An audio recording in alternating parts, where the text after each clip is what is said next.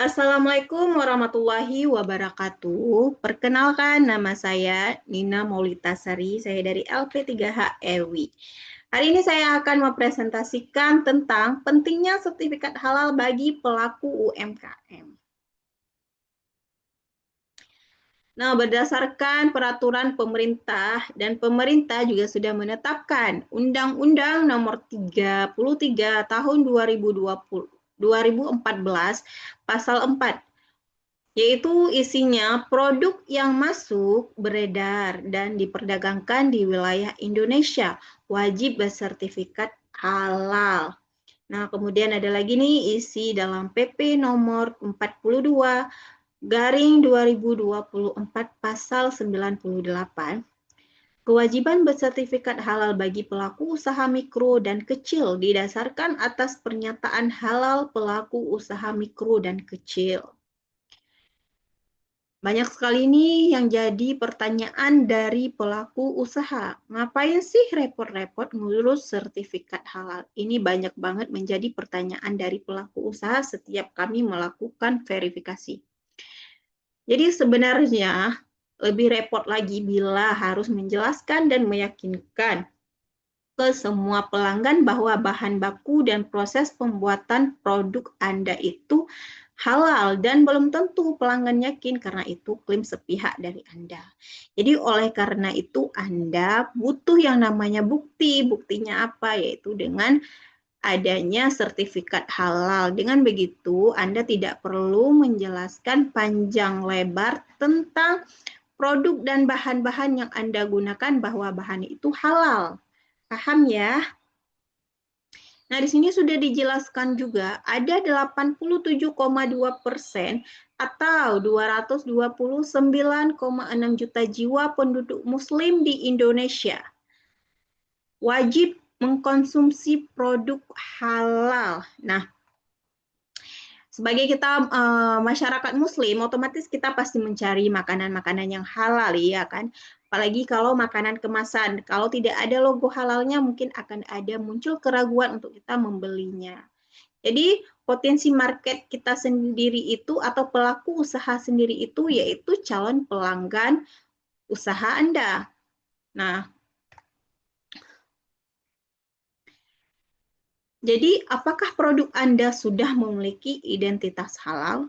Pasti bertanya-tanya, apa sih itu identitas halal? Apa yang dimaksud dengan identitas halal? Nah, identitas halal itu sebenarnya sama dengan identitas pada umumnya, seperti KTP, paspor, akta nikah, SIM, BPKB, sertifikat tanah, akta lahir, dan ijazah.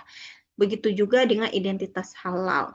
Sama halnya seperti Anda menunjukkan SIM kepada Pak Polisi, contohnya. Kalau Anda cuma bilang, saya ada SIM-nya, tapi tinggal di rumah, apakah mereka mau mendengar? Tidak. Jadi, jika tidak ada buktinya, maka tidak bisa melakukan pembenaran. Nah, sama halnya seperti identitas halal. Jika Anda cuma mengatakan bahwa produk Anda halal, bahwa produk Anda sudah halal, tapi tidak ada identitas halal yang jelas, tidak ada sertifikat halalnya, apakah orang akan percaya? Tentu saja tidak.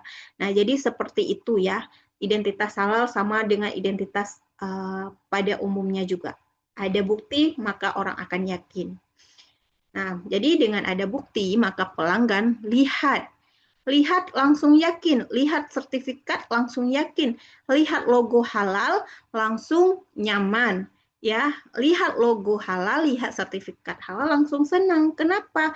Karena mereka juga senang akhirnya mendapatkan atau bisa mengkonsumsi makanan atau minuman yang memang mereka cari, yang memang mereka yakin bahwa makanan yang mereka konsumsi itu sudah terjamin kehalalannya. Jadi, bagi pengusaha, kepercayaan ada hal utama dan mahal karena itulah sumber penghasilan berkelanjutan. Jadi, jika tidak mendapatkan kepercayaan dari konsumen, maka siap-siap usaha Anda akan mendapatkan kerugian atau keraguan. Gitu ya. Nah, setelah saya jelaskan, maka Anda pasti akan bertanya bagaimana cara mengurus sertifikat halal bagi UMK. Syaratnya mudah sekali ya, teman-teman. Yang pertama itu Anda harus memiliki KTP pelaku usaha. Yang kedua, jenis produknya maksimal 10 varian. Yang ketiga, merek produk. Yang keempat, ada foto produk. Yang kelima, foto tempat produksi. Jadi, harus ada foto tempat produksi. Kenapa? Jangan-jangan nanti produk orang di-repack dan Anda mengaku bahwa itu produk Anda. Jangan ya. Nah, kemudian NIB atau KBLI. NIB itu sendiri apa? NIB itu yaitu nomor izin berusaha. Dan yang ketujuh, omset. Omset itu tidak boleh lebih dari 15 miliar per tahun. Nah, jadi jika omset Anda masih di bawah 15 miliar masih boleh ya, teman-teman. Berapa biaya mengurus sertifikasi halal bagi UMK? Nah, pasti banyak yang bertanya nih, karena kita untuk usaha mikro sangat sulit untuk mengeluarkan biaya-biaya tak terduga itu. Karena kita masih usaha kecil ya kan, tenang saja, pemerintah sudah menyiapkan program sertifikat halal gratis 100% bagi pelaku UMKM mikro dan kecil. Nah, seharusnya jika kuota gratisnya nanti sudah habis, maka teman-teman harus berbayar, yaitu dengan biaya Rp230.000. Jadi, selagi ada kuota sertifikat halal gratis, teman-teman harus segera mendaftar. Apa saja jenis produk yang dapat fasilitasi sertifikat halal gratis? Nah, ini ada 13 jenis produk makanan self-declare. Yaitu yang pertama ada olahan buah dan sayur, permen dan coklat, tepung dan sereal, roti dan bakery, ikan dan olahan perikanan, telur dan olahannya, gula, madu dan pemanis, garam, rempah, saus, dan kecap, makanan ringan siap santap, kemudian makanan kedai minuman, susu dan analognya, lemak, minyak, dan emulsi minyak, dan es untuk dimakan. Nah, 13 produk ini bisa kita lakukan proses self-declare ya, teman-teman. Dan ini jenis-jenis produknya, jenis produk makanan, contoh-contohnya ya. Jika teman-teman punya jenis makanan ini boleh didaftarkan. Dan selanjutnya ada 6 jenis produk minuman self-declare. Yang pertama itu ada aneka minuman ringan non-soda. Kemudian kopi, teh, dan sari kacang, susu dan campuran susu, minuman tradisional dan jamu, produk jus buah dan sayuran, dan yang terakhir konsentrat buah dan sayuran. 6 jenis produk minuman ini boleh kita lakukan proses self-declare ya. Ini jenis-jenis minumannya. Kemudian ada lagi nih warung makan. Ya, warung makan ada 13 jenis warung makan yang bisa kita lakukan self-declare. Yang pertama itu warung makan khas Sunda, warung soto ayam atau sapi, warung mie bakso atau mie ayam, kemudian warung makan gudeg, warung makan pecel lele, warung sate ayam atau kambing, warung makan nasi atau mie goreng, warung makan khas Timur Tengah, warung makan nasi kuning atau udu, angkringan gerobak, warung makan Indomie atau warmindo, warung makan Tegal atau warteg, dan yang terakhir warung nasi Padang. Inilah 13 jenis warung makan self-declare ya. Ini jenis-jenisnya mungkin ada di angkringan, ada di warung, itu boleh ya. Nah, berapa lama sih terbit sertifikat halal?